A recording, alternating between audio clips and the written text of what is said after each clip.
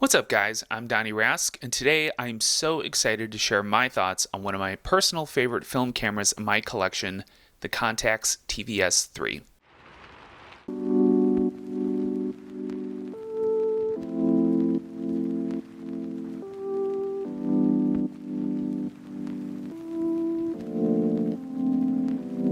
Alright, so to kick things off, let's go through the specs of the camera. So it's got a 30 to 60 millimeter zoom lens, and unlike most zoom lenses, this lens in particular has 5 variable stops between 30 and 60 millimeters. So at its shortest zoom focal length, it's at 30 millimeters, then it goes up to 37.5, and it goes up to 45, 52.5, and then 60 millimeters. The widest aperture on this camera is f3.7. Have 5 different options listed here, so it's either f3.7, f5.6, f8, f11, and then f16. And then you also do have a optional program mode that is built to the camera as well, if my camera would focus on that.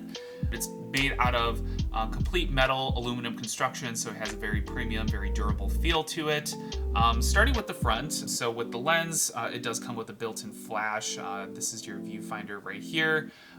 These little guys here, this is part of, I believe this is part of the autofocus system built into the camera. And then next to the lens, you have these 2 little gray buttons here. So this is actually what you're going to utilize whenever you're switching from program mode, going down f3.7, f5.6, f8, f11, f16. And then going down here, you also have a couple of, there's 2 little zoom in and out buttons here. You got your shutter release button up here. And then this little silver guy here, so this is actually a rotary dial, and then you also have this little release button here. So to turn on the camera, you hold that middle button down, and then you switch it over to autofocus, and then that is where, that is, how you turn the camera on and off. And then going over to the back, this is where things get a little bit busier. So you got your viewfinder up here. There's a little viewfinder focus adjustment dial here, which I will say is extremely difficult to use. It's not the most best dial for my large fingers and hands. But anyway, and then you also have your flash settings here, so you can toggle. I believe there's 4. There might be 5 flash settings, but you do have. If I can get this to focus, you do have like an auto flash setting. There is an auto flash setting for human subjects, especially to reduce red eye, so that's what that feature is there. You have no flash, and then you have your regular flash settings as well. And then there is actually an automatic flash for night mode photography as well. I actually haven't used this flash setting yet, so I can't speak on how well that flash setting works. I will say for the auto flash red eye settings, it does work pretty well as far as reducing any kind of that red eye effect that you get from a lot of film cameras, and a lot of point and shoots especially. And then other buttons on the back, you do have a self timer feature, so that button is located down here. And then these buttons, their primary function is working the timestamp and the date stamps. And then the last thing within the camera, you have this little black plastic thing which you just hold down, then you open up, and then you can load your film in. All right, moving on to some of the pros of the camera. So definitely the biggest selling point of this particular model, the TVS III, is the lens itself. And the lens is just chef's kiss. It's wonderful. It's sharp, it's contrasty, the images pop. With the exception of a couple of L glass lenses that I have for some of my Canon cameras, I have yet to come across a camera of this size that has a lens as sharp optically as this one. I think the Contax was really well known, and they continue to be well known for the lenses that they put on not only their point and shoot cameras, but their rangefinders, even some of their SLRs, and their medium format 645 camera, all Carl Zeiss glass, all of them. And so Contax as a brand developed a reputation for the lenses and the glass that they were putting on these cameras. So all in all, definitely a big selling point, and one of the things that I like most about using this camera. Another thing that's really nice about the camera is the overall build quality, given that it's built completely from aluminum and metal. It does have a very durable premium feel. Build quality, 10 out of 10. You know, really a great, really solid camera to carry around. And that also brings me to another pro of this camera is its portability. As you can see, it's not the thinnest camera in the world, but it's definitely not that bulky either. And it comes with, came with this really nice leather case, and it's, really easy, really simple, slip in your backpack, take with you on the go. And so because of that, it's a really fantastic travel camera, and I've taken it with me on several trips, both domestic and abroad as well. So a really great camera to take with you on the go. And the other thing that is actually surprisingly good with this camera was the battery life. I have only gone through, I think in the 5-6 years that I've used this camera, I think I've only gone through 3 batteries. And this camera takes CR2 batteries, which they're essentially similar to like a AA battery, but they're a little bit shorter, a little stubbier. But you can still find them at any drugstore, any supermarket, grocery store. So they're still very easy to come by. So getting batteries for this camera is really simple. Getting into the cons of this camera, one thing that I will address about not only about this camera in particular, but Contax in general, is services and repairs. I already had to send in this camera to get fixed once, let's say 3 years ago now.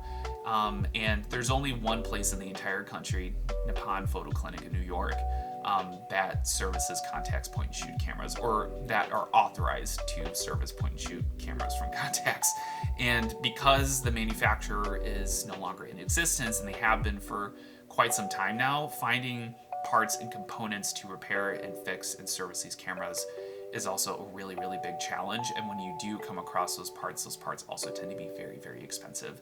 I had an electric short occur in this camera. I gotta pull out the exact paperwork from when I got it serviced. But given that this is a fully electric camera, there are a lot of electrical components, and given the age of the camera, those electrical components are bound to break eventually. And so I had to take this camera in a couple years ago to get all of those fixed, and that ended up running me about $550, which is essentially the same price that you can buy one of these off of eBay for now. So definitely something to consider if you're looking at getting these cameras, because while the pictures and the overall experience using this camera has been fantastic, if something does go wrong with the camera, getting that fixed can definitely be a bit of a hassle and a very expensive proposition too. So definitely keep that in mind. And for me is for sure a big con of using the Contax camera. Another big con for me about using this camera in particular is definitely the viewfinder. The viewfinder, especially in comparison to some of the other cameras that I have in my collection, some of my SLRs, even some of my other rangefinders as well, this viewfinder is very small and very hard to look through. And in general, just looking at like focus distancing, for example, shutter speed, things like that, it's once you get the hang of it, because you have to have the camera composed in front of your face a certain way to really get a clear picture of what's going on. But once you get the hang of it, it's not too bad. But for me, as far as the overall design of the camera, the viewfinder could definitely be a little bit bigger. I will say so. So that's definitely con number 2. But all in all, I think this is a great alternative to the T2, which actually brings me to my next con of this camera, is price. Contax cameras are rare, and given that they're not around anymore, the manufacturer, the brand isn't around anymore, finding Contax cameras in good condition are hard to come by. And then on top of that, a lot of Contax cameras now kind of carry this sort of status symbol with it too. And I think a lot of it kind of started with Kendall Jenner, who I think she was on Jimmy Fallon a couple years ago. She has a Contax T2. She was flashing that around on Jimmy Fallon's show. You brought your camera.